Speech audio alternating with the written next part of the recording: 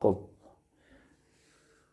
سلام میلینا جان گلی خوش گلی دختر خوشگلی خود من چی داره؟ دو بیتی داره؟ سلام دو بیتی آفرین دختر خوشگل مرا آهنگ خورا بزن بچه من آفرین دختر خوشگل مرا ماشاءالله آفرین نام خدا دختر من چی خانم ای با خدا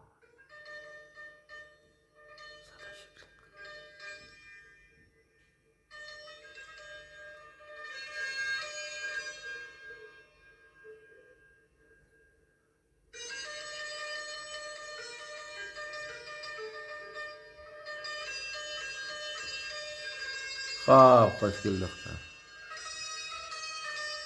بخونم؟ بخوان دختر خوشگل من بخوان خانم شال ولی پوشم قدک را بنالم آفرین گردش چرخ و فلک را آفرین دختر خوشگل بگردم من آب دریاها سراسر بشویم هر دو دست بینمک را آفرین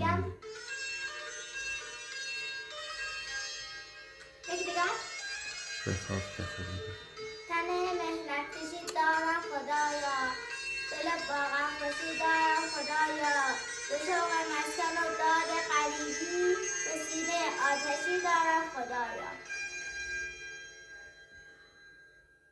تمام خب ساس بله ساز بزنم بله چشم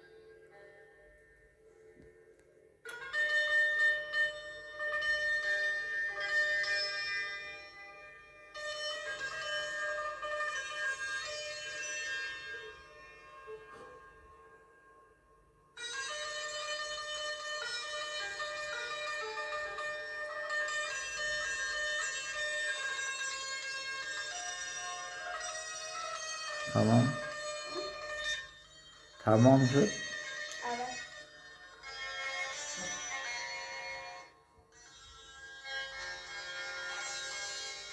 دیگر روایتی نداری؟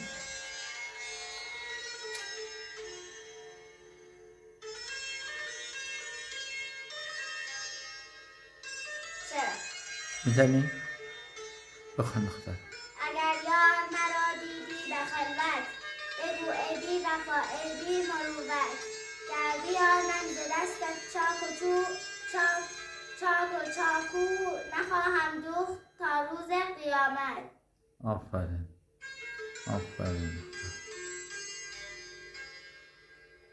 خود تقدیم کلانی را تقدیم کنم به دوستای عزیز آفرین خب بگوی دیگه چی گفتنی چی داری؟ دوستان عزیز ویدیو من رو نگاه کنید دوستان عزیز ویدیومون رو نگاه کنید لایک سابسکرایب کنید تا روزی بعد تا ویدیوی بعد تا روز بعد تا ویدیوی بعد خدا نگهدار